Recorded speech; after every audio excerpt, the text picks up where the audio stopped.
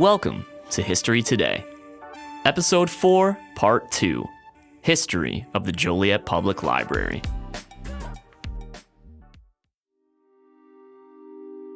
On April 20th, 1989, when I arrived at work that morning, I was surprised to see that the library was dark and was cordoned off with caution tape.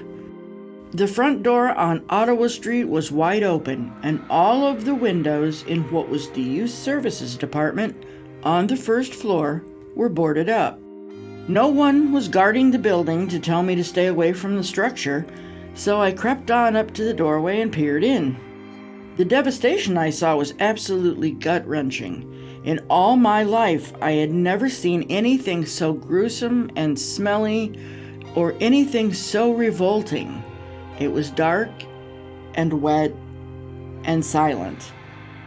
This was my library. What had happened?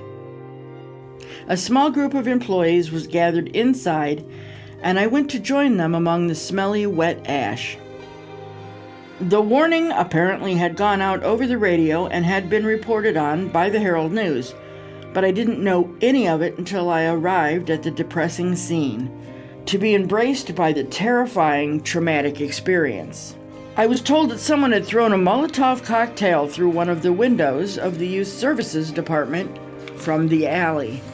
I heard later that 3 passers-by had flagged down a police car at 9:44 p.m. to report the fire. A police officer reportedly radioed for firefighters. The Joliet Herald News quoted the Joliet Public Library director as saying that non-fiction section of the children's area was gutted by the fire. That was not the half of it. Obviously, there was no electricity, so the darkness of the mood was aided by the glum surroundings. There was some light, as construction lights were being run by generators so that the police detectives and other investigators could make their way through the debris. It was only April, so there was a chill in the air. Fires notoriously leave a significant odor of burnt wood and plastic, and not just in the immediate area. In this case, every room smelled of the fiery residue. The adult nonfiction books on the second floor were saved from the fire, but like everything else, they were waterlogged. The fiction books that were a huge collection by the circulation desk on the first floor were water damaged, as right around the corner from there was where the bulk of the damage occurred, the children's department. Because of the nature of their jobs, which is to make sure that fires are extinguished, the firefighters were not concerned with what was knocked over or stepped on. Their job was to put out the fire, and they did a superb job of that. What was left behind was books everywhere, some burned, some soaking wet. The first computers that were purchased on a grant for the Youth Services Department were melted boxes of plastic mush. Thankfully, no one was harmed in the incident. There was someone in the building at the time who was a good friend of mine who was actually running computer reports after everyone else had gone home. The fire alarms went off, and this employee of the cataloging department exited the building through the service door from the basement. This set of steps led to the first floor, and when he opened the door, he was met with smoke and fire. He turned and went back down the stairs and out another service exit in the basement under the Youth Services Department, the one that led to the alley.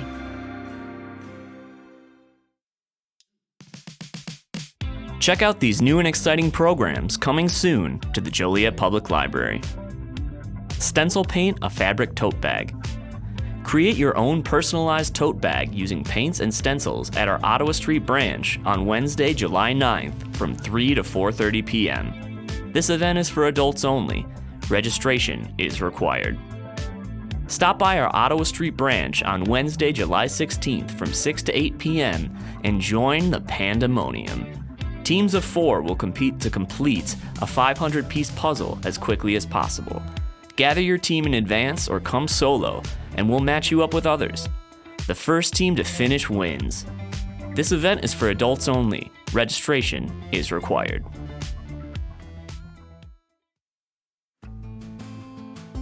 Many of the employees relied on their jobs at the library to support their families.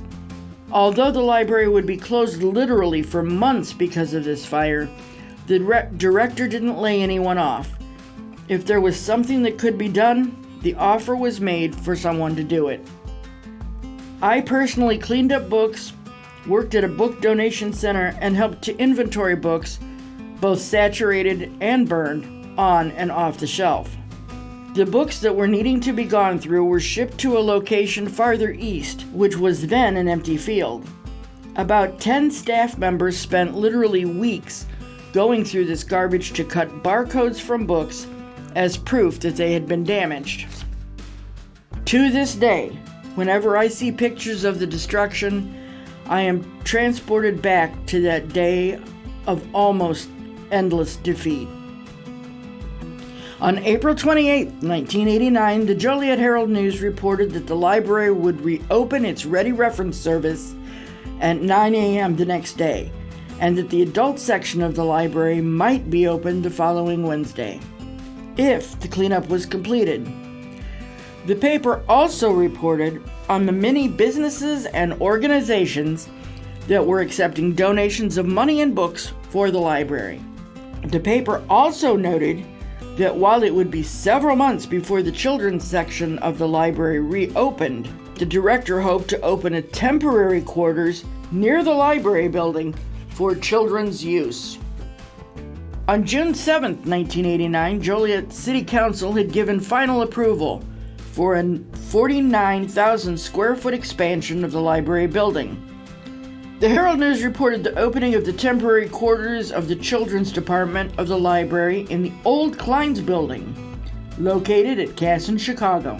This department store also was the temporary location of the adult fiction area and the major circulation area. Adult nonfiction and reference, along with a smaller circulation desk, remained on the second floor of the original building.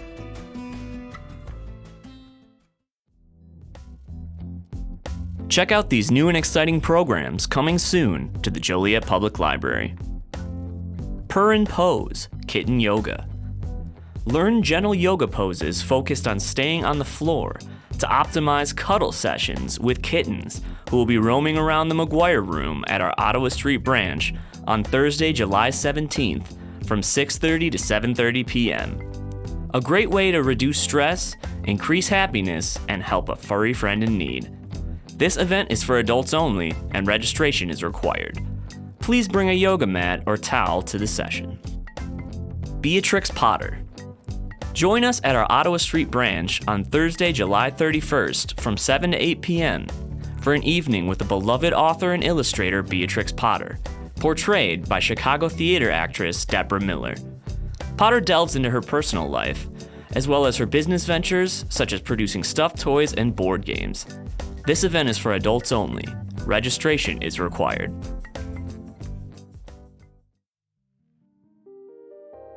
On June 16, 1991, the library addition was nearly complete.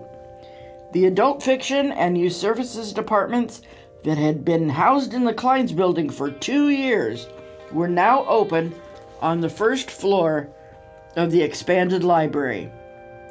All departments were open to the public except the old second floor, which was nearing completion.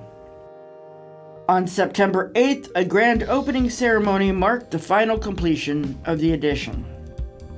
On November 23, 1994, the library was told that it would be getting its own parking lot for the first time, and the library and city planned to purchase and demolish the building that had formerly housed the W.T. Grant location, 123 through 125 North Chicago Street.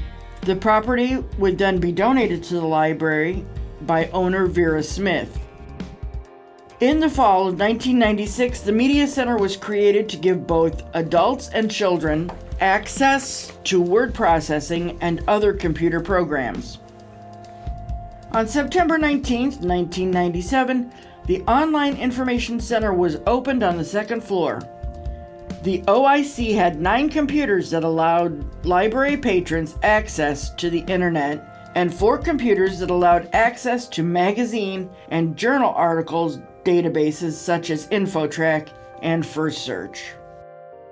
Early in 2000, a telephone reference area was created. Patrons were able to call the nonfiction department to get short answers to questions. Typical questions were word definitions and television show trivia. In the summer of 2000, city directories and other historical materials were moved from the archives room to an area east of the telephone reference station. This move brought those materials to the same area as the microfilm reels of the Herald News and its predecessor papers, thus making it easier for patrons to search for genealogical information. Desks for the library staff were relocated from the telephone reference area to the now vacant archives room. In the summer of 2000, several computers were added to the media center, and in the fall of 2000, the online information center was expanded from 9 computers to 22 computers. On busy evenings prior to the expansion, as many as 50 people would have to wait several minutes before getting their turn to use the OIC station. In the spring of 2002, the Media Center received 6 more computers paid for by a grant from the Bill and Melinda Gates Foundation. As more patrons and families moved west, the need for a stop near the west side of town was addressed with the opening of the Black Road branch. In 2001, construction began, and the outlet in the mall was closed in 2002. The Black Road branch opened to the public in November 2002, and still the library continues to grow and expand its service.